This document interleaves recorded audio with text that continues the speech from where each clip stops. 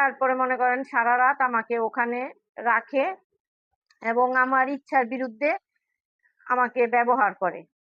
আমার ইচ্ছার শারীরিক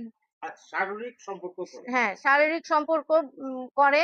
doctor S M Sarwar sir আমাকে রাত 12:30 পর্যন্ত বসায় রাখে। তো আমি বললাম বিলের কথা বলে যে বসো, তোমার এই বিলে সমস্যা আছে, কট লাগছে।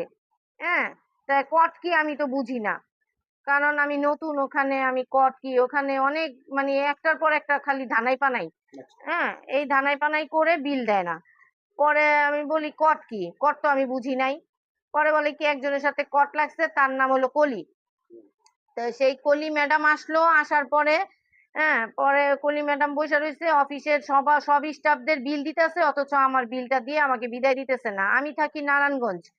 আমি পল্টন থেকে মহিলা মানুষ, রাত 11:30 বাজে গাড়ির কাউন্টার বন্ধ হয়ে যায়, অনেক সময় লোকাল বাস পাওয়া যায় না। এই জন্য আমি স্যারকে তাগাদা দিতেছিলাম যে স্যার আমার তো যেতে তো হবে, আমার তো গাড়ি পাবো না, আমাকে একটু ছেড়ে দেন আমার বিলটা দিয়ে।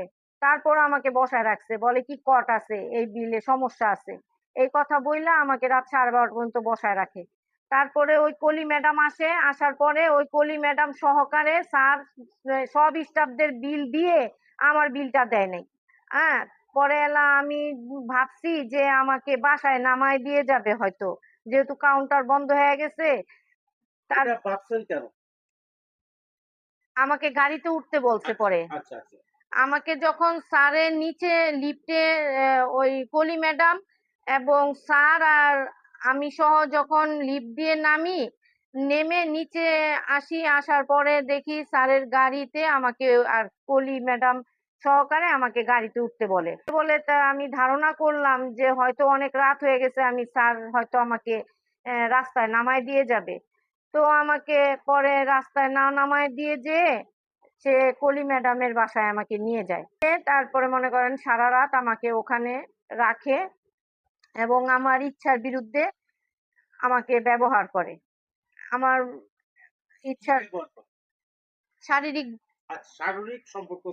শারীরিক সম্পর্ক করে আমার ইচ্ছার বিরুদ্ধে। হ্যাঁ, কলি ম্যাডামের বাসায় নিয়ে গেছে হচ্ছে, আপনি কলি ম্যাডাম বলল কি যে একটা ফ্ল্যাট বিক্রি করবে আমার বাড়িওয়ালা, ওই ফ্ল্যাটটা দেখা যাও। তো এই কথা বইলা তার বাসায় নিয়ে যায়। আমি ভাবছি যে হয়তো তাইলে তার বাসায় ফ্ল্যাট দেখানোর কথা বইলা যেহেতু নিতাছে, ফ্ল্যাট দেখানোর পরে হয়তো আমাকে রাস্তায় নামাই দিয়ে যাবে। এখন দেখি না, তার বাসায় আমার বাসায় তো আমাকে নামাই দিয়ে যায় নাই, আর তার বাসা আমি চিনি না। কখনো ওই কলি ম্যাডামের সাথে আমার কখনো কথাও হয় নাই। হ্যাঁ, সাক্ষাতে কথা হয় নাই এবং কি কোনো রিলেশনও হয় নাই। এক জায়গায় কাজ করলে তো পরিচয় হয়, আস্তে আস্তে পরিচয় হয়, কথা হয়, কোনো কথাবার্তাও না।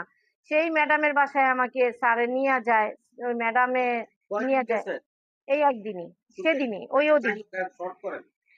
হ্যাঁ, সেদিন কি হলো নিয়ে যায়। তারপর সারা রাত ওখানে আমাকে রাখে, তার বাসায় খাওয়া দাওয়া করার পর রাস্তা থেকে সকাল আবার অফিসে চলে আসে। হ্যাঁ, আমাকে স্যারে নামায় দিয়ে যায় অফিসের সামনে, অটোতে উঠায় দেয়, বলে যে অফিসে যাবা না বাসায় যাবা।